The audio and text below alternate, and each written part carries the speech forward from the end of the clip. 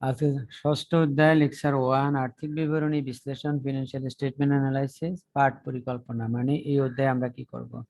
তো শুরুতে একটু বর্ণনা দিয়ে দিই। আর্থিক বিবরণী আমরা এর মধ্যে করেছি, ফার্স্ট পেপারেরটাও করেছি, সেকেন্ড পেপারেরটাও করেছি। এখন চলবে ওই আর্থিক বিবরণীর বিশ্লেষণ। বিশ্লেষণ মানে হলো আমরা বিভিন্ন অনুপাত বের করব আসলে। যেমন মনে করো ক্রয়ের সাথে বিক্রয়ের অনুপাত হতে পারে, এভাবে মুনাফার সাথে বিক্রয়ের অনুপাত হতে পারে, এভাবে মনে করো সম্পদের সাথে দায়ের অনুপাত হতে পারে। এগুলাকে আমরা বলি আর্থিক বিবরণী বিশ্লেষণ করা, অ্যানালাইসিস করা।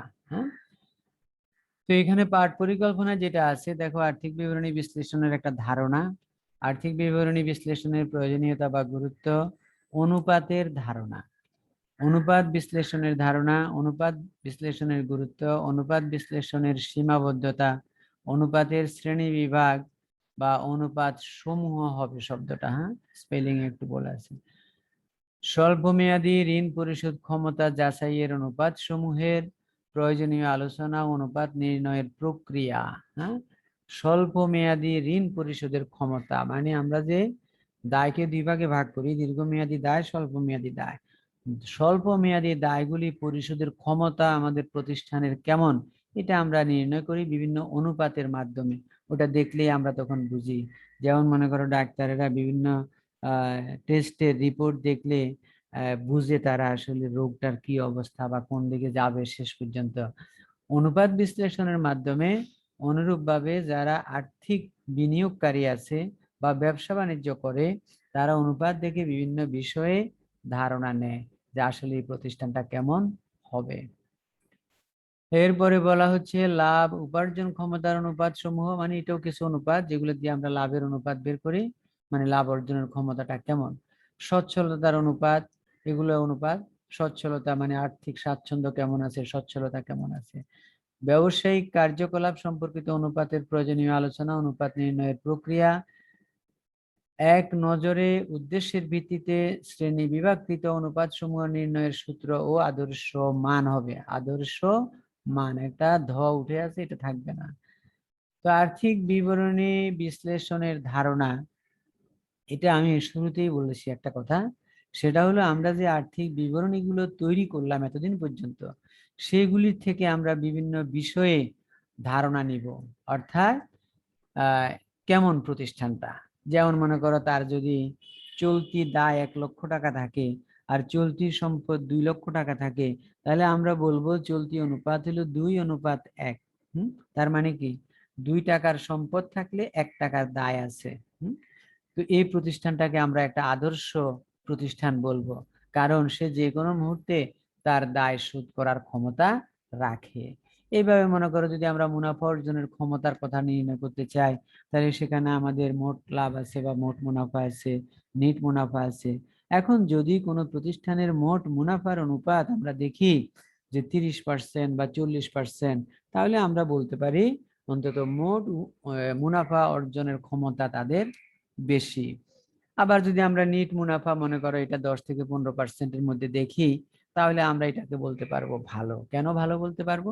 কারণ একটা লোক যদি ব্যাংকে টাকা জমা রাখে, বর্তমান প্রেক্ষাপটে 4, 5, 6, 7% পাচ্ছে, তাহলে সেই ক্ষেত্রে যদি সে ব্যবসা করে 10% বা 15% অর্জন করতে পারে, তাহলে এটা মোর দেন বেনিফিটেড ফ্রম ব্যাংক ডিপোজিট। তাহলে এইভাবে আমরা কিছু জিনিস নির্ণয় করি, এটাকে বলা হচ্ছে আর্থিক বিবরণী বিশ্লেষণের ধারণা। এরপরেই বলা হচ্ছে 2 নাম্বার যে টপিক, সেটা হলো আর্থিক বিবরণী বিশ্লেষণের প্রয়োজনীয়তা বা গুরুত্ব। কেন প্রয়োজন? প্রয়োজন তো অনেক ভাবেই, যেমন বিভিন্ন দৃষ্টিভঙ্গি থেকে প্রয়োজন হতে পারে।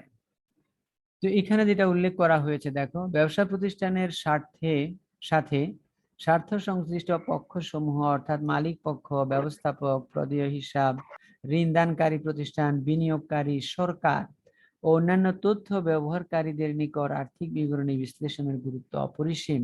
নিম্নে আর্থিক বিবরণী বিশ্লেষণের গুরুত্ব উল্লেখ করা হলো। অর্থাৎ আর্থিক বিবরণীর গুরুত্ব শুধুমাত্র মালিকের নিকট নয়, শুধু কর্মচারীর নিকট নয়, সবার নিকট, এই প্রতিষ্ঠানের সাথে যারা সম্পর্কিত সবার কাছে এই বিশ্লেষণের গুরুত্ব আছে। যেমন মনে করো একজন কনজিউমার, আমরা যারা ভোক্তা, হ্যাঁ, আমাদের কাছেও এটার গুরুত্ব আছে। আমরা জানতে পারবো এই প্রতিষ্ঠান কি পরিমাণ মুনাফা অর্জন করে, মুনাফার হার কত, হ্যাঁ, এই জিনিসটা। আবার তাদের পণ্যগুলি কেমন ভাবে উৎপাদন হয়, মনে করো উপাদানগুলি কি কি, এসবই আমরা জানতে পারবো।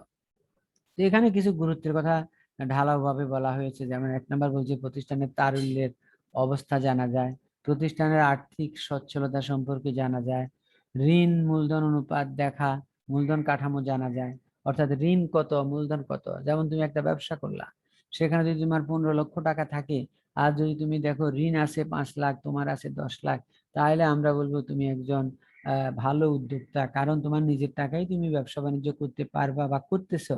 সেখানে ঋণদাতারা যদি তোমাকে ঋণের টাকা পরিশোধ করে দিতেও বলে, তুমি দিয়ে দিলে তোমার কোনো অসুবিধা হবে না। কিন্তু যদি উল্টা হয়, তোমার আছে 5 লাখ, ঋণদাতাদের আছে 15 লাখ, তার মানে তুমি সবসময় হীনমন্যতায় ভুগবা যে সকল ঋণদাতা যদি একসাথে বলে উঠে আমাদের টাকা দিয়ে দেন, আপনার কাছে আমরা ঋণের টাকা রাখবো না, তাহলে তোমার ব্যবসাই অচল। কারণ তোমার দরকার হলো 15 লক্ষ টাকা, তোমার আছে মাত্র 5 লাখ টাকা। আর যদি তোমারই নিজস্ব 15 লক্ষ টাকা থাকে, ঋণের 5 লাখ টাকা থাকে, তাহলে তুমি মানসিকভাবে অনেক শক্তিশালী। এরপরে দীর্ঘমেয়াদী দায় পরিশোধের ক্ষমতা বোঝা যায়, প্রতিষ্ঠানের মুনাফা অর্জন ক্ষমতা জানা যায়, সম্পদের সুষ্ঠু ব্যবহার নিশ্চিত করা যায়, সমজাতীয় অন্যান্য ব্যবসা প্রতিষ্ঠানের সাথে তুলনামূলক বিচার বিশ্লেষণ করে সঠিক সিদ্ধান্ত গ্রহণ করা যায়। একই রকম ব্যবসা করতেছে অন্য কিছু প্রতিষ্ঠান, তাহলে তারা কেমন ধরনের ব্যবসা বাণিজ্য করতেছে, তাহলে সেই জিনিসটাও তুমি এখান থেকে উদ্ঘাটন করতে পারবা অনুপাত বিশ্লেষণের মাধ্যমে। এই জন্য বলা হচ্ছে যে সমজাতীয় অন্যান্য ব্যবসা প্রতিষ্ঠানের সাথে তুলনামূলক বিচার বিশ্লেষণ করে সঠিক সিদ্ধান্ত গ্রহণ করা যায়। এরপরে বলা হচ্ছে, এগুলো হলো অনুপাতের গুরুত্ব। অনুপাতের ধারণা, একটি আর্থিক চলকের সাথে অপর একটি আর্থিক চলকের সম্পর্ককে অনুপাত বলে। আর্থিক চলক হইতে হবে, অর্থাৎ টাকা পয়সার লেনদেন থাকতে হবে, এবং সেগুলি অর্থের অঙ্কে পরিমাপযোগ্য হইতে হবে, সংখ্যার হইতে হবে। যেমন যদি আমি বলি তুমি একজন ভালো ছাত্র, পাশে আরেকজন ভালো ছাত্র, তাহলে বললাম যে এর তুলনায় এ একটু ভালো অথবা একটু খারাপ, এই তুলনা কিন্তু অনুপাত হবে না। অনুপাত হইতে হলে সেটা সংখ্যাত্মক প্রকাশ হইতে হবে, এবং সেখানে আর্থিক লেনদেনগুলো থাকতে হবে।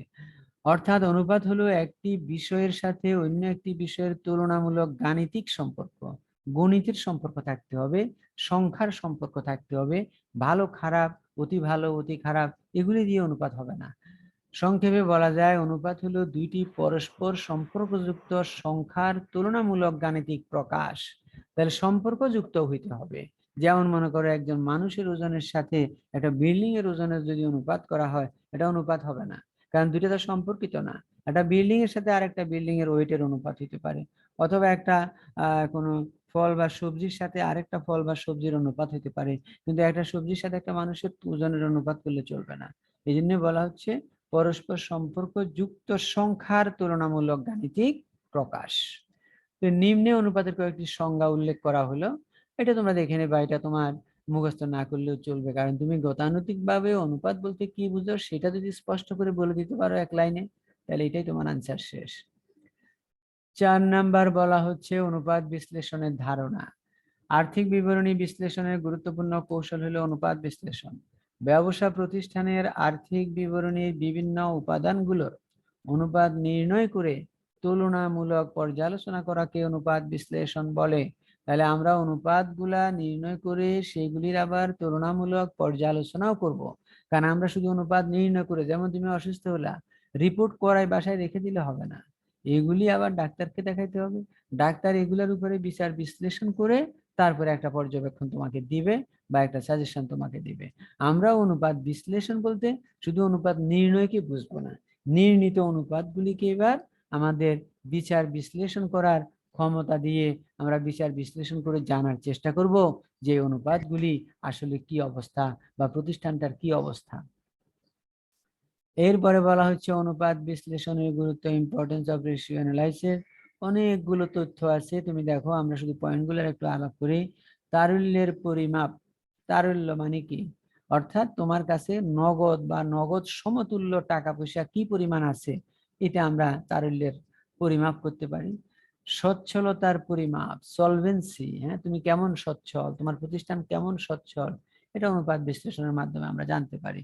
মুনাফা অর্জন ক্ষমতা যাচাই, তোমার মোট লাভের অনুপাত কত, নিট লাভের অনুপাত কত, হ্যাঁ, তারপরে মনে করো বিনিয়োজিত মূলধনের আয় অনুপাত কত, অর্থাৎ তুমি কত টাকা বিনিয়োগ করে কত টাকা লাভ করতেছো, এই জিনিসগুলা মুনাফা অর্জন ক্ষমতাকে যাচাই করা হয়।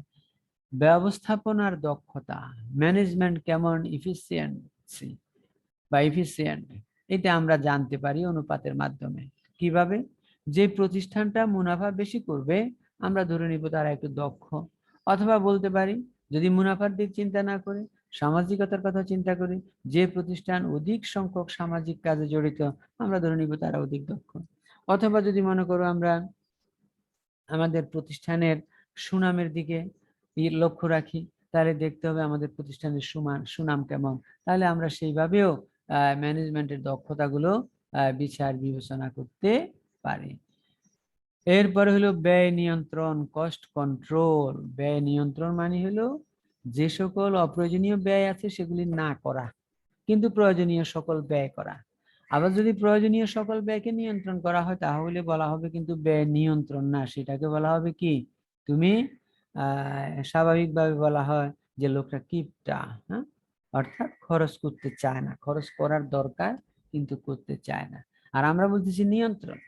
নিয়ন্ত্রণ মানে কি, আমি অপ্রয়োজনীয় ব্যয়গুলিকে বাদ দিব, বিচার বিশ্লেষণ করতে হবে আগে যে আসলে খরচটা অপ্রয়োজনীয় কি না, এটার জন্য আমাদের অনুপাত লাগবে। অনুপাতের মাধ্যমে আমরা বিচার বিশ্লেষণ করে জানবো যে এই খরচটা আমার প্রয়োজন না অপ্রয়োজন। অপ্রয়োজন হলে আমরা এটাকে বাদ দিব, এটাকে বলা হচ্ছে ব্যয় নিয়ন্ত্রণ করা। হিসাব নিরীক্ষা, হ্যাঁ, অ্যাকাউন্টস অডিট, অর্থাৎ নিরীক্ষা মানে হিসাব পরীক্ষা করা, অর্থাৎ হিসাবে কোনো ভুল ভ্রান্তি আছে কি না সেটা উদ্ঘাটন করার জন্য আমাদের অনুপাত বিশ্লেষণ করতে হয়। তো ভুল ভ্রান্তিগুলো আবার দুই প্রকার, একটা ইচ্ছাকৃত একটা অনিচ্ছাকৃত। ইচ্ছাকৃতটাকে বলা হয় ভুল, আর অনিচ্ছাকৃত এটাকে বলা হয় প্রতারণা, ফ্রডস। এরপরে হলো তথ্য সরবরাহ, ইনফরমেশন সাপ্লাই। যারা হিসাবের তথ্যের ব্যবহারকারী, অনুপাত বিশ্লেষণ তাদেরকে তথ্যগুলো সঠিকভাবে সরবরাহ করতে প্রতিষ্ঠানকে সাহায্য করে বা আমাদেরকে সাহায্য করে। সিদ্ধান্ত গ্রহণ, সিদ্ধান্তের জন্য তো অনুপাত বিশ্লেষণ অত্যন্ত জরুরি, কারণ সিদ্ধান্ত নেওয়ার আগেই যে কোনো লোককেই অনুপাত বিশ্লেষণ করতে হয়। তুমি যদি তোমার নিজস্ব ব্যবহার্য জিনিসপত্র কিনো তাও দেখবা তুমি দুই একটা প্রতিষ্ঠান দেখে তারপরে একটু বিচার বিশ্লেষণ করে তারপরে সিদ্ধান্ত নিচ্ছ যে আমি আসলে কোন জিনিসটা কিনবো। তাহলে সিদ্ধান্তের বিষয়ে কিন্তু অনুপাতের গুরুত্ব আরো অন্য গুরুত্ব থেকে অনেক বেশি। আজকে 6 নাম্বার আলোচনা, অনুপাত বিশ্লেষণের সীমাবদ্ধতা। এত সুবিধা থাকার পরেও এটার কিছু সীমাবদ্ধতা আছে, কিছু অসুবিধা আছে। কারণ আমাদের তো এমনি যে কোনো কাজেরই দুইটা দিক, একটা সুবিধা একটা অসুবিধা থাকবেই, মাস্ট। তাহলে অনুপাতেরও কিন্তু তার ঊর্ধ্বে নয়, অনুপাতেরও এরকম সীমাবদ্ধতা আছে। 1 নাম্বার সীমাবদ্ধতার কথা বলতেছে সাজানো প্রতিবেদন, উইন্ডো ড্রেসিং বলা হচ্ছে। অর্থাৎ আমরা যেই আর্থিক বিবরণীর বিশ্লেষণ করব, অনুপাত বিশ্লেষণ করব, সেটা তো একটা সাজানো অবস্থা। অর্থাৎ মালিক বা প্রতিষ্ঠানের কর্মচারী কর্মকর্তাবৃন্দ তারা আগেই প্রতিষ্ঠানের প্রতিটা তথ্যকে সেইভাবে সাজিয়ে রেখেছে। সুতরাং এইভাবে সাজানো গোছানো অবস্থা থেকে অনুপাত বিশ্লেষণ করে আমরা আসলে সঠিক তথ্য নাও পেতে পারি, এটা একটা লিমিটেশন সাজানো প্রতিবেদন বলা হচ্ছে। যেমন মনে করো একটা বাড়িতে তুমি গেলা মেহমান হিসাবে, তুমি পূর্বে ঘোষণা দিয়ে যাচ্ছ, তাহলে দেখবা তারা তোমাদেরকে আপ্যায়নের জন্য যে ব্যবস্থা করলো বা তোমাদেরকে বসানোর যে অ্যারেঞ্জমেন্ট করছে, এটার দ্বারা কিন্তু ওই ফ্যামিলির বা ওই লোকগুলির প্রকৃত অবস্থা তুমি মেজার করতে পারবা না। কারণ এরা তো এর মধ্যে অনেক কিছু চেঞ্জ করেছে এই অনুষ্ঠানটার জন্য, অনেক কিছু সাজিয়ে গুছিয়ে রেখেছে, তাহলে ওদের সঠিক অবস্থা তুমি জানতে পারবা না। অনুপাতের ক্ষেত্রে সঠিক আদর্শ মানের অভাব, অনুপাতের আসলে সঠিক কোনো আদর্শ মান নাই, কারণ এটা অবস্থা ভেদে, দেশ ভেদে, প্রতিষ্ঠান ভেদে এক এক রকম হইতে পারে। তুলনায় জটিলতা, আমরা কম্পেয়ার করার কথা বলছিলাম এক প্রতিষ্ঠানের সাথে আরেক প্রতিষ্ঠান, এক বছরের তথ্যের সাথে আরেক বছরের তথ্য, কিন্তু এই তুলনাটা কিন্তু জটিল আছে। কারণ সব প্রতিষ্ঠান তো সমজাতীয় বৈশিষ্ট্য আসলে মেনটেন করে না, সব মানুষ, যেমন মনে করো আমরা এই যে আমি তোমার সাথে কথা বলতেছি, তুমি আমাদের কথাগুলো শুনতেছো, তাহলে এখানে কিন্তু আমরা মানুষ হিসাবে ঠিক আছে, কিন্তু আমরা কি সবাই একই ধরনের বৈশিষ্ট্যের মধ্যে আছি? নাই, কারণ আমরা এক একজন এক এক বৈশিষ্ট্য ধারণ করে আছি। তাহলে সেই অবস্থায় আমাদের তুলনা করতে গেলে একটু জটিলতা দেখা দিবে। মূল্য স্তরের পরিবর্তন, অর্থাৎ পণ্যের মূল্য স্তরের যদি পরিবর্তন হয়ে যায়, তাহলে তো আমরা আসলে তুলনা করে কোনো সুবিধা নিতে পারবো না। তুলনা করে সুবিধা নিতে হলে মূল্য স্তর থাকতে হবে ফিক্সড, স্থির থাকতে হবে, তাহলে না তুমি তুলনা করতে পারবা যে এই বছরের সাথে আগের বছরের, বা আগের বছরের সাথে এই বছরের, বা এই বছরের সাথে আগামী আরো 5 বছর পরে কি হবে, বা 5 বছর পূর্বে কি ছিল অতীতে। এগুলো তুলনা করতে গেলে স্থিতিশীল থাকতে হবে, তা না হয় তুমি কেমনে তুলনা করবা?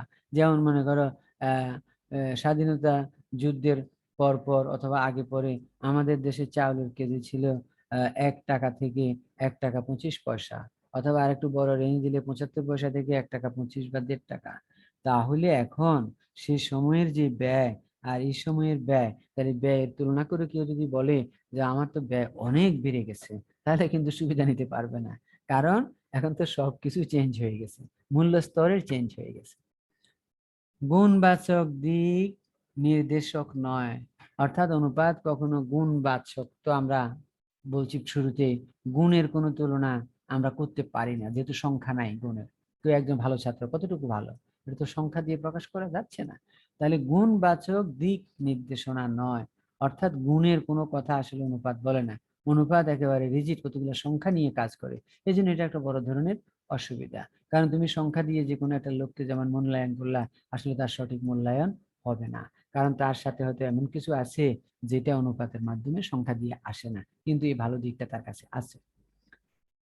স্বল্প সময়ের অনুপাত ত্রুটিপূর্ণ, অনুপাত যদি শর্ট টার্মের হয়, 1 বছরের, 6 মাসে, হ্যাঁ, এই অনুপাতগুলি আসলে ত্রুটিপূর্ণ হয়, কারণ শর্ট টার্মে কোনো প্রতিষ্ঠান আসলে ওইরকম একটা ভালো পারফরমেন্স দেখাইতে পারে না। একটা প্রতিষ্ঠান দাঁড় করাইতে হলে কয়েক বছর চলে যেতে পারে। যেমন একটা মানুষ, তাকে তুমি যদি সঠিক রাস্তায় আনতে চাও, একদিন তার পিছনে পরিশ্রম করে পারবা না, তার পিছনে অনেকদিন পরিশ্রম করতে হবে। তাই দীর্ঘমেয়াদে অপেক্ষা করার পরেই তো তুমি বুঝবা যে আসলে তুমি কোনো ফল সেখান থেকে ভোগ করছো কিনা। এই জন্য এই হলো অসুবিধাগুলি। এরপরে অনুপাতের শ্রেণী বিভাগ, অনুপাতের শ্রেণী বিভাগ, উৎসের ভিত্তিতে শ্রেণী বিভাগ, তারপরে উদ্দেশ্যের ভিত্তিতে শ্রেণী বিভাগ, তারপরে এই দুইটার আলোকে ভাগ করা হচ্ছে। একটাকে বলা হচ্ছে উৎসের ভিত্তিতে, উৎস মানে আমি তথ্যগুলো যেখান থেকে পাচ্ছি, আরেকটা হলো উদ্দেশ্য, আমি কি উদ্দেশ্যে এগুলো ব্যবহার করব। তাহলে কথা হলো উৎসের ভিত্তিতে শ্রেণী বিভাগের কতগুলি ধরন আছে, যেমন দেখো এর মধ্যে আছে স্থিতিপত্র বিষয়ক অনুপাত, অর্থাৎ ব্যালেন্স শিট রেশিও, যেটা যেটা এখন তো আর ব্যালেন্স শিট বলা হয় না, এখন বলা হয় ফিনান্সিয়াল পজিশনস, হ্যাঁ, ফিনান্সিয়াল পজিশনস এর অনুপাত, যেটা আমরা আর্থিক অবস্থার বিবরণী বলি। ফিনান্সিয়াল মানে position of assets and liabilities, তার ভিত্তিতে কিছু অনুপাত আছে। অনুপাতগুলোর নামগুলো একটু দেখো, এগুলো কিন্তু তোমাকে করতে হবে অঙ্কে। চলতি অনুপাত, তারল্য বা তরল, তড়িৎ, দ্রুত, অগ্নি পরীক্ষা অনুপাত, এটার কতগুলো নাম আছে। চলতি মূলধন বা কার্যকরী মূলধন অনুপাত, মালিকানা অনুপাত, দায় মালিকানা অনুপাত, সম্পত্তি মালিকানা অনুপাত, মূলধন বিন্যাস অনুপাত, ক্যাপিটাল গিয়ারিং রেশিও বলা হয়। এগুলো হলো উদ্বৃত্তপত্র বিষয়ক, মানে কি উদ্বৃত্তপত্র বা আর্থিক অবস্থার বিবরণী দিয়ে এগুলো তৈরি করা হবে। এগুলি তৈরি করার জন্য বিশদ আয় বিবরণী থেকে কোনো ইনফরমেশন নেওয়া হবে না। এরপরে বলা হচ্ছে দেখো লাভ লোকসান হিসাব অনুপাত, অর্থাৎ যেটা ইনকাম স্টেটমেন্ট বেসিস রেশিও, সেটা ইনকাম স্টেটমেন্ট বেসিস রেশিও।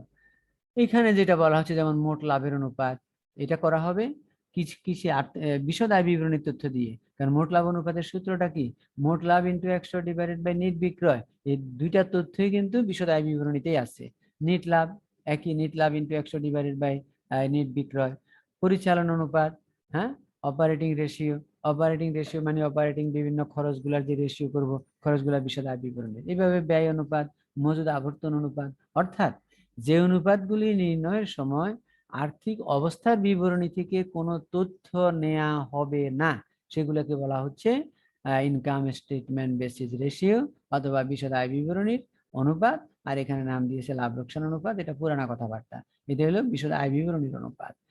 এরপরে হলো যৌথ বা সংযুক্ত অনুপাত। যৌথ বা সংযুক্ত অনুপাত মানে হলো এখানে তথ্যগুলির জন্য আর্থিক অবস্থার বিবরণী থেকেও তথ্য নেওয়া হবে, বিশদ আয় বিবরণী থেকেও নেওয়া হবে। এই জন্য এটাকে বলা হচ্ছে যৌথ বা সংযুক্ত অনুপাত, কম্বাইন্ড রেশিও যেটা। হ্যাঁ, এই তিন ধরনের আছে। এগুলো হলো কিসের ভিত্তিতে? উৎসের ভিত্তিতে, মানে তথ্য প্রাপ্তির ভিত্তিতে। এবার উদ্দেশ্যের ভিত্তিতে দেখো, উদ্দেশ্যের ভিত্তিতে প্রথমে বলা হচ্ছে তারল্য অনুপাত, হ্যাঁ, লিকুইডিটি রেশিও। এখানে আছে চলতি অনুপাত, তারল্য, কার্যকরী, নগদ চলতি দেনা অনুপাত। এই জিনিসগুলো কিন্তু আমাদের উৎসের ভিত্তিতে সেখানেও ছিল। আচ্ছা, অর্থাৎ একই অনুপাত তুমি হয় উৎসের ভিত্তিতে ভাগ করে দেখাতে পারো অথবা উদ্দেশ্যের ভিত্তিতে। তো তোমাদের এগুলি থিওরি আকারে আসলে কোনোটাই আসবে না, যা জেনে রাখার জন্য। তারপরে হলো সচ্ছলতা বা মূলধন কাঠামো অনুপাত, দায় মালিকানা, মালিকানা মোট সম্পত্তি, দায় মোট সম্পত্তি, মূলধন গিয়ারিং। তারপরে আছে লাভ উপার্জন ক্ষমতা অনুপাত, ওই যে মোট লাভ, নেট লাভ, যেগুলো বিশদ আয় বিবরণী বেজ। তারপরে হলো ব্যবসায়িক কার্যকলাপ সম্পর্কিত অনুপাত, মজুদ আবর্তন অনুপাত, প্রাপ্য হিসাব আবর্তন অনুপাত, প্রদেয় হিসাব আবর্তন অনুপাত। হ্যাঁ, আবর্তন মানে একটা জিনিস কেনার পরে কত সময় চলে সেটাকে বলা হচ্ছে আবর্তন। হ্যাঁ, মানে ঘুরে আসা আর কি, এক চক্কর ঘুরে আসা, এটাকে আবর্তন বলা হয়। যেমন মজুদ আবর্তন মানে কি? আমি একবার মজুদ পণ্য কিনলে মানে মাল ক্রয় করলে এটা কতদিনে বিক্রি করে শেষ করতে পারবো, সেই অনুপাত। এই ছিল আমাদের শ্রেণী বিভাগগুলি। 8 নম্বর আলোচনায় বলতেছে স্বল্প মেয়াদী ঋণ পরিশোধ ক্ষমতা যাচাইয়ের অনুপাত সমূহের, ব্র্যাকেটে আছে তারল্যের অনুপাত সমূহের প্রয়োজনীয় আলোচনা, অনুপাত নির্ণয়ের প্রক্রিয়া, অর্থাৎ সূত্র দেখানো হয়েছে, আর কিছুই না এখানে। এখানে একটু বিশ্লেষণ আছে, দেখো সামান্য। সেটা হলো চলতি অনুপাত দ্বারায় প্রতিষ্ঠানের চলতি সম্পত্তির সাথে চলতি দায়ের সম্পর্ককে প্রকাশ করে।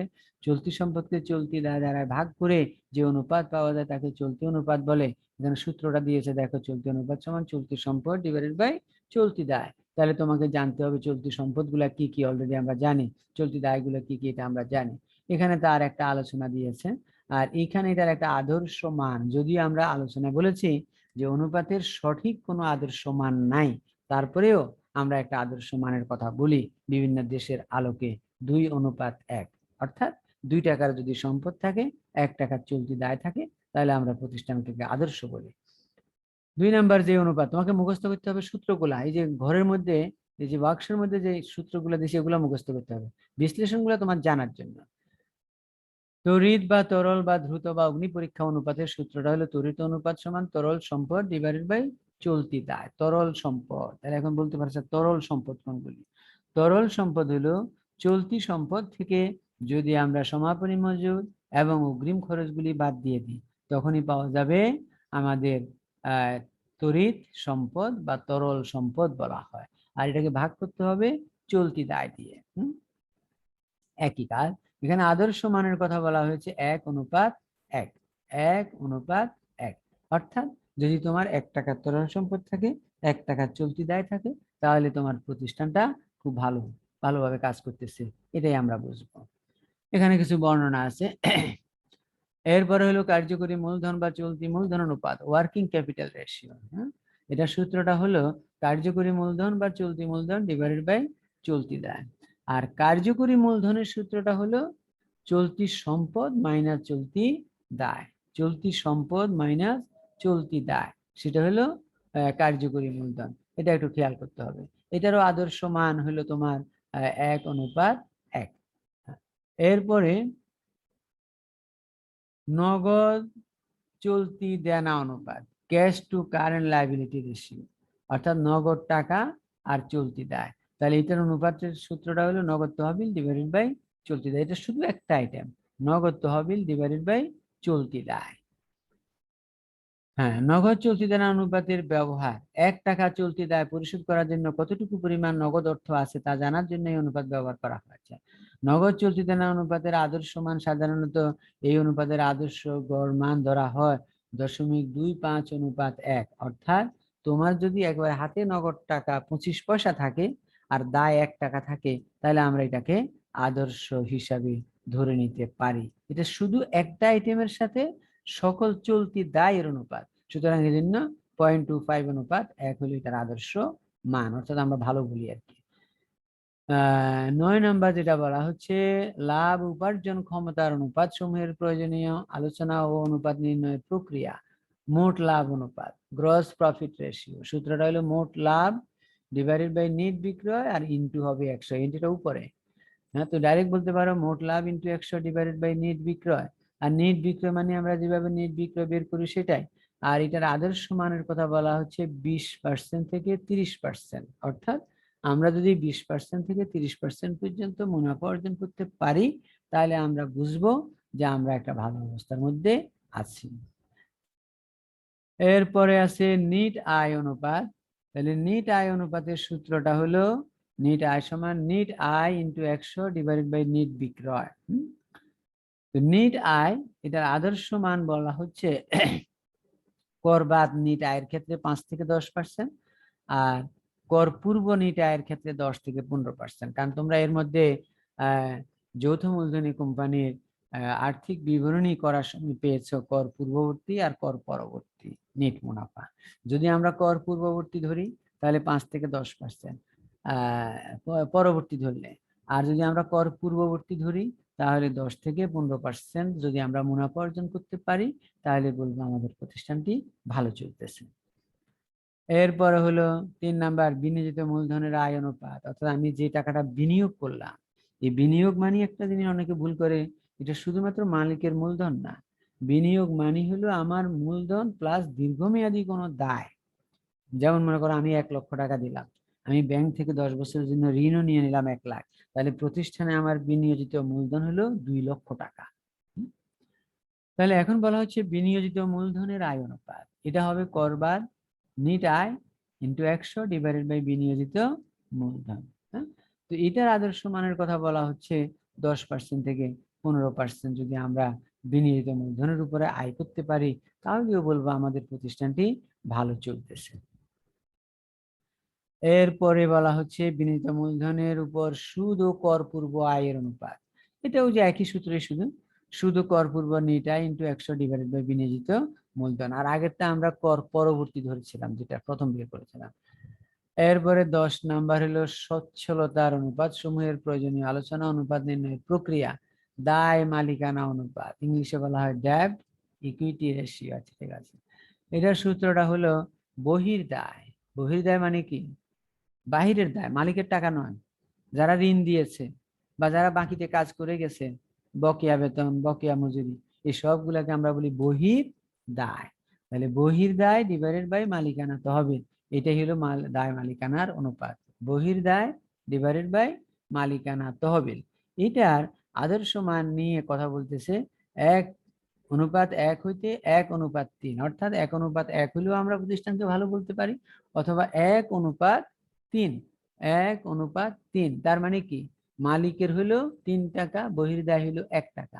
আর 1:1 মানে হলো মালিকেরও 1 টাকা, বাহিরের লোকেরও 1 টাকা। তো এই অবস্থাকে আমরা দুইটাকেই মোটামুটি আদর্শ মানের পর্যায়ে ফেলি। তবে এমনি অনুপাতের আলোচনায় আমি আবার রিপিট করতেছি, শুরুতেই বলা হয়েছে আসলে অনুপাতের প্রকৃত কোনো আদর্শ মান নাই।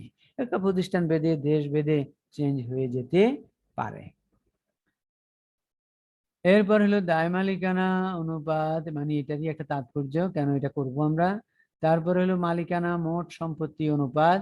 এটার সূত্রটা হলো মালিকানা মোট সম্পত্তি অনুপাত সমান মোট সম্পত্তি ডিভাইডেড বাই, সরি, মালিকানা তহবিল ডিভাইডেড বাই মোট সম্পত্তি। এটা হলো এটার সূত্র, মালিকানা তহবিল ডিভাইডেড বাই মোট সম্পত্তি। তো এই অনুপাতের আদর্শ মানের কথা বলা হচ্ছে 0.75:1। অর্থাৎ যদি মালিকের 75 পয়সা থাকে, তার এগেনস্টে সম্পদ 1 টাকা থাকে, তাহলে আমরা বুঝবো প্রতিষ্ঠানটি মোটামুটি ভালো। কেন ভালো বলবো? মালিকের 75 পয়সা আর মোট সম্পত্তি আছে 1 টাকা, তার মানে মোট সম্পত্তি 1 টাকার মধ্যে মানুষজনের পাওনা আছে 25 পয়সা, তাহলে তো প্রতিষ্ঠানটা অবশ্যই ভালো। এরপর হলো দায় মোট সম্পত্তি অনুপাত, বহির্দায় ডিভাইডেড বাই মোট সম্পত্তি। বহির্দায় আগের নিয়মে, বহির্দায় মানে হলো চলতি দায় যোগ দীর্ঘমেয়াদী দায় আর ডিভাইডেড বাই মোট সম্পত্তি।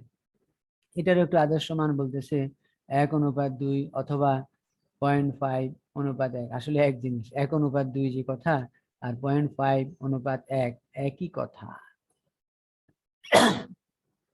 এরপরে মূলধন গিয়ারিং অনুপাত, ক্যাপিটাল গিয়ারিং রেশিও, এটা হলো স্থির খরচযুক্ত তহবিল বলা হয়, হ্যাঁ, ডিভাইডেড বাই সাধারণ শেয়ার মালিকানা তহবিল। স্থির খরচযুক্ত তহবিল কোনগুলি? যেমন মনে করো 6% ঋণপত্র, 10% অগ্রাধিকার শেয়ার, এগুলাকে বলা হয় স্থির খরচযুক্ত তহবিল। মানে আমরা তহবিল পেয়েছি, টাকা পেয়েছি, যেমন ঋণ নিয়েছি, 6% করে সুদ দিব, তাহলে এই তহবিলটা স্থির খরচযুক্ত, মানে আমি ব্যবসা করতে পারি আর না পারি, ঋণের টাকা দিতে হবে 6% করে। আবার 10% অগ্রাধিকার শেয়ার, 1 লক্ষ টাকা আছে মনে করো, তাহলে আমি ব্যবসা করি আর না করি, অগ্রাধিকার শেয়ার হোল্ডারের মালিকদেরকে 10% করে লভ্যাংশ দিতে হবেই। এটাকে বলা হচ্ছে স্থির খরচযুক্ত তহবিল। আর এটাকে ভাগ করতে হবে সাধারণ শেয়ার মালিকানা তহবিল। সাধারণ শেয়ার মালিকের যে টাকা সেটা দিয়ে ভাগ করতে হবে। তাহলে পাবো আমরা মূলধন গিয়ারিং অনুপাত, অর্থাৎ মূলধন কতটুকু অবস্থার মধ্যে আছে, মালিকের কত আর স্থির খরচযুক্ত তহবিলের টাকা কত। তো এই অনুপাতের ক্ষেত্রে আদর্শ মান বলছে 1:1 অথবা 2:1, দুইটার কথাই বলছে। আমরা এটা আসলে ধরে নিব 1:1টাই এখানে ভালো হবে আমাদের জন্য। ব্যবসায়িক কার্যকলাপ সম্পর্কিত অনুপাতের প্রয়োজনীয় আলোচনা, অনুপাত বিশ্লেষণ। 1 নম্বর বলা হচ্ছে মজুদ আবর্তন অনুপাত। মজুদ আবর্তন অনুপাত হলো বিক্রিত পণ্যের ব্যয় বা নিট বিক্রয়। যদি বিক্রিত পণ্যের ব্যয় আমরা কোনোভাবেই বের করতে না পারি, তাহলে নিট বিক্রয় দিয়ে কাজ করতে হবে। আর ডিভাইডেড বাই হলো গড় মজুদ, অবলিক বলা হচ্ছে শুধু মজুদ, অর্থাৎ গড় মজুদ মানে হলো প্রারম্ভিক মজুদ যোগ সমাপনী মজুদ ডিভাইডেড বাই 2। এখন কোনো অঙ্কে মনে করো মজুদ শুধু একটাই আছে, সেটা হয় প্রারম্ভিক আছে নয় সমাপনী আছে, তখন আমরা যেটা আছে এটা দিয়ে কাজ করব, সেখানে আর গড় করব না। আর বিক্রিত পণ্যের ব্যয় তো বললামই, বিক্রিত পণ্যের ব্যয় না পাইলে নিট বিক্রয়। আর বিক্রিত পণ্যের ব্যয়ের সূত্র আছে, বিক্রিত পণ্যের ব্যয়ের সহজ সূত্রটা হলো নিট বিক্রয় মাইনাস মোট লাভ, তাহলে পাওয়া যাবে বিক্রিত পণ্যের ব্যয়। আর এমনি কিছু কঠিন সূত্র আছে, অর্থাৎ কিভাবে আমরা নির্ণয় করি, যেটা আমরা আর্থিক অবস্থার আর্থিক বিবরণী তৈরি করার সময় ওই যে আমরা বিক্রয় বের করতাম, হ্যাঁ, বিক্রিত পণ্যের ব্যয় বের করতাম, সেখান থেকে এই জিনিসটা তোমাকে ক্লিয়ার করতে হবে। এরপরে হলো প্রাপ্য হিসাব অনুপাত, হ্যাঁ, প্রাপ্য হিসাব অনুপাত, এটার সূত্রটা হলো তোমার প্রাপ্য হিসাব আবর্তন অনুপাত নিট ধারে বিক্রয় ডিভাইডেড বাই গড় প্রাপ্য হিসাব যোগ গড় প্রাপ্য নোট, অর্থাৎ গড় প্রাপ্য হিসাব যোগ গড় প্রাপ্য নোট, মানে এখানে 4টে আইটেম কিন্তু আসলে। গড় প্রাপ্য হিসাবে 2টা, একটা হলো প্রারম্ভিক প্রাপ্য হিসাব যোগ সমাপনী প্রাপ্য হিসাব ডিভাইডেড বাই 2, সেটার ভাগফলটাই হলো গড় প্রাপ্য হিসাব। আর ডিভাইডেড বাই মধ্যে আরেকটা আছে গড় প্রাপ্য নোট, অর্থাৎ প্রারম্ভিক প্রাপ্য নোট যোগ সমাপনী প্রাপ্য নোট ডিভাইডেড বাই 2। এখন যদি কোনো অঙ্কে আমরা এই 4টা না পাই, তখন আমাদেরকে গড় শব্দ বাদ দিয়ে শুধু প্রাপ্য হিসাব যোগ প্রাপ্য নোট এভাবে আমরা কাজ করতে পারি, যদি প্রারম্ভিক সমাপনী না থাকে। অথবা যদি মনে করো কোনো অঙ্কে প্রাপ্য নোটই নেই, শুধু প্রাপ্য হিসাব আছে, তখন ডিভাইডেড বাই শুধু প্রাপ্য হিসাব, অর্থাৎ নিট ধারে বিক্রয় ডিভাইডেড বাই প্রাপ্য হিসাব। এই জন্য এই সূত্রগুলি কাজে লাগানোর পূর্বে আমাদেরকে দেখতে হবে আসলে আমরা কি সব তথ্য পাচ্ছি কিনা, না কিছু কিছু তথ্য আছে কিছু কিছু তথ্য নাই। যেমন নিচে দেখো গড় প্রাপ্য হিসাব কিভাবে বের করছে, লেখা হয়েছে প্রারম্ভিক প্রাপ্য হিসাব যোগ সমাপনী প্রাপ্য হিসাব ডিভাইডেড বাই 2। আর গড় প্রাপ্য নোট বাই করছে প্রারম্ভিক প্রাপ্য নোট যোগ সমাপনী প্রাপ্য নোট ডিভাইডেড বাই 2। তাহলে 4টে আইটেম যদি থাকে তখনই শুধু আমরা গড় করে নেব, আর না হয় যা থাকবে তা দিয়েই আমাদেরকে কাজ করতে হবে, কাজ আমাদেরকে করতেই হবে, এটি হলো মূল কথা। এরপরে হলো প্রদেয় হিসাব আবর্তন, ওই একই জিনিস। এটা হবে তোমার অনুপাতের সূত্রটা হলো তোমার নিট বাকিতে ক্রয়, হ্যাঁ, ডিভাইডেড বাই ওই যে গড় প্রদেয় হিসাব গড় প্রদেয় নোট, একই জিনিস। প্রদেয় হিসাব আবর্তন অনুপাত নিট বাকিতে ক্রয় ডিভাইডেড বাই প্রদেয় হিসাব যোগ গড় প্রদেয় নোট। তো এখন গড় প্রদেয় হিসাব আর গড় প্রদেয় নোট ওই যে একই নিয়মে বের করা হবে, আর কিছুই না। এরপরে হলো গড় পরিশোধ সময়। গড় পরিশোধ সময় হলো আমরা কতদিনে টাকা পরিশোধ করি সেটা, তো 365 দিনে 1 বছর, বা 52 সপ্তাহে 1 বছর, বা 12 মাসে 1 বছর। এটাকে ভাগ করতে হবে প্রদেয় হিসাব আবর্তন অনুপাত, ওই যে একটু আগের যে অনুপাতটা আমরা বের করলাম সেটাকে বলা হচ্ছে প্রদেয় হিসাব আবর্তন অনুপাত, অর্থাৎ আমরা কতদিন পর পর আমাদের প্রদেয় হিসাবকে টাকা পরিশোধ করি, এটা হলো দিবস বের করা। এই জন্য যদি তোমাকে বলা হয় গড় পরিশোধ দিবস নির্ণয় করো, তার মানে দুইটা অনুপাত বের করতে হবে। প্রথমে বের করতে হবে প্রদেয় হিসাব আবর্তন অনুপাত, তারপরে প্রদেয় হিসাব আবর্তন অনুপাতের ফলাফল দিয়ে ভাগ করতে হবে 365 দিনকে, অথবা 52 সপ্তাহকে, অথবা 12 মাসকে। ভাগ করে তুমি পাবা গড় পরিশোধ সময়।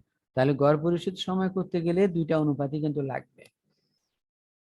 এরপরে বিনিয়োজিত মূলধন আবর্তন অনুপাত, এটার সূত্রটা হলো বিনিয়োজিত মূলধন আবর্তন অনুপাত সমান নেট বিক্রয় বা বিক্রিত পণ্যের ব্যয় ডিভাইডেড বাই বিনিয়োজিত মূলধন। আর বিনিয়োজিত মূলধনের সূত্রটা হলো, মানে নির্ণয় কৌশলটা হলো মালিকানা তহবিল যোগ দীর্ঘমেয়াদী দায়।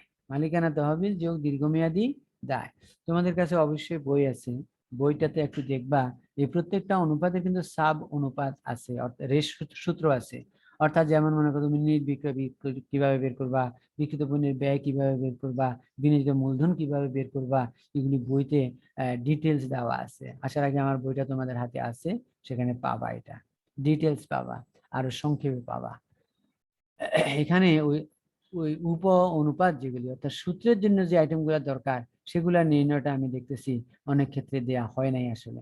এখানে শুধু অনুপাতের মূল সূত্রটা দিয়েছে, আদর্শ মানটা আছে, আর অনুপাতটা আমরা কেন করব তাৎপর্য দিকে আছে। কিন্তু এটার যে যেমন মনে করো এই যে বিনিয়োজিত মূলধন তুমি কিভাবে বের করবা, এটা কিন্তু দেয়া নাই। অর্থাৎ প্রত্যেকটা অনুপাতে আসলে একটা মূল সূত্র আর একটা দুইটা উপসূত্র, মোট 3টা সূত্রের মাধ্যমে আমরা কাজ করি। বইটা দেখবা আমার, তাহলে পাবা। এরপরে হলো মোট সম্পত্তির আবর্তন অনুপাত। এটা হলো নেট বিক্রয় ডিভাইডেড বাই মোট সম্পত্তি। এই যেমন এখানে অনুপাতের ব্যবহার লেখা হয়েছে, তারপরে আদর্শ মানের কথা বলছি, তাৎপর্য বলছি, কিন্তু মোট সম্পত্তি কিভাবে বের করবো, বা মোট সম্পত্তি বলতে আমরা কি বুঝি?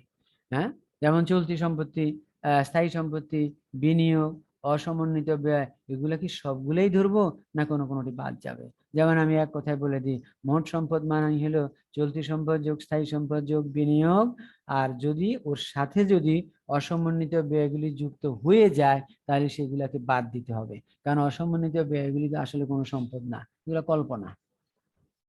এরপরে আছে অনাদায়ী পাওনা মোট প্রাপ্য হিসাব অনুপাত। মূল সূত্রটাই বলে দিই, অনাদায়ী পাওনা ইন্টু 100 ডিভাইডেড বাই মোট প্রাপ্য হিসাব। তারপরে আছে আমাদের এক নজরে উদ্দেশ্যের ভিত্তিতে শ্রেণী বিভাগকৃত অনুপাত নির্ণয়ের সূত্র ও আদর্শ মান, অর্থাৎ যেগুলো আমরা এতক্ষণ আলাপ করলাম সেগুলো এই তালিকার মধ্যে দেওয়া হয়েছে, একবারে সিরিয়াল করে অনুপাতগুলি দেওয়া আছে, সাথে আদর্শ মানও আছে। একইগুলা মানে এক নজরে আনা হয়েছে যাতে তুমি মুখস্থ করতে পারো। তাহলে তোমাদের কাজ হবে এই যে এক নজরে যেগুলো আছে এগুলি ভালো করে মুখস্থ করে ফেলা, প্রয়োজন বোধে এগুলি প্রিন্ট করে নিয়ে টেবিলের নিচে রাখবা, গ্লাসের নিচে। তাহলে প্রতিদিন 2-1টা করে করে মুখস্থ করবা, অথবা অঙ্ক করার সময় এগুলো দেখে দেখে করবা, তাহলে আর তোমার অঙ্কে ভুল হওয়ার কোনো সম্ভাবনা থাকবে না। এই কয়েকটা অনুপাত থেকে আসলে অনুপাত আসবে। এখানে যে কয়েকটা সূত্র আছে আমার মনে হচ্ছে 15-20টা সূত্র হবে সর্বসাকুল্যে। এই 15-20টা সূত্রের মাধ্যমে আসলে একটা চ্যাপ্টার শেষ হয়ে যাবে বা শেষ হয়। সুতরাং তোমাদের কাছে অনুরোধ থাকবে, হয় বইতে ওইটা পাবা, এবং বইটা আশা করি সংগ্রহ করে ফেলবা বা সংগ্রহ করেছ। তাহলে সেখানে প্রত্যেকটা অনুপাতের যে আরো কিছু ওই যে উপসূত্রের কথা বলি, অর্থাৎ সহযোগী সূত্র, সেগুলো এখানে দেওয়া হয় নাই, সেগুলো তুমি বইতে পাবা। এই জন্য বইটা সংগ্রহ করে বই থেকে এই জিনিসগুলো সংগ্রহ করবা। তো এই আজকের অনুপাতের আলোচনাটা আমরা এখানেই শেষ করব। সবাই ভালো থাকো, সুস্থ থাকো। আর তোমাদের কি অ্যাসাইনমেন্ট জমা আছে এর মধ্যে? কেউ তন্ময় আছো? জি স্যার, 29 তারিখে কালকেই দিব স্যার জমা। ও, কালকে জমা 12টা থেকে 4টা না? জি স্যার। 12টা থেকে 4টা। 4টা। প্রশ্নটা বুঝে সুন্দর করে অ্যান্সার করবা। আবার রিপিট করতেছি, প্রশ্ন বুঝে সুন্দর করে অ্যান্সার করবা। আর তন্ময়কে একটা বিশেষ কাজ দিয়ে রাখি, প্রশ্নটা তুমি ডাউনলোড করে প্রিন্ট করে সুন্দর করে একটু নিয়ে আসবা। ওকে? তো কোন প্রশ্নটা স্যার? এই কালকে 29 তারিখ যেটা জমা দিবা সেই প্রশ্নটা তোমার খাতার সাথে এটা নিয়ে আসবা। পারবা না ডাউনলোড করে প্রিন্ট করতে? নাই তো স্যার, হ্যাঁ, হিসাব বিজ্ঞান নাই তো স্যার। কালকে হিসাব বিজ্ঞান নাই? না স্যার, কালকে তো মার্কেটিং ম্যানেজমেন্ট, তথ্য আর হচ্ছে ফিনান্স। ও আচ্ছা আচ্ছা, যেদিন হিসাব বিজ্ঞান আনবা সেদিন হিসাব বিজ্ঞানের প্রশ্নটা নিয়ে আসবা ডাউনলোড করে। কালকেরটা তার দরকার নাই, ঠিক আছে? কারণ কালকে তো আমার সাবজেক্ট নাই। কালকে স্যার হিসাব বিজ্ঞানের নতুনটা দিবে।